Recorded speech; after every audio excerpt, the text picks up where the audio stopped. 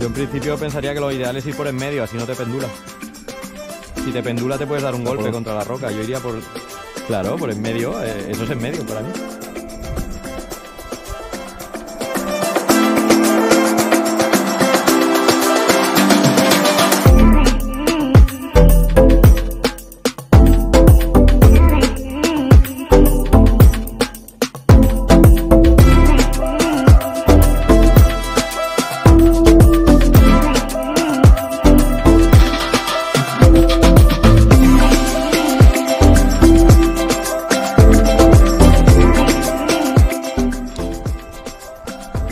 Intenta acostumbrarte a llevar la mano izquierda por debajo del 8, no por arriba.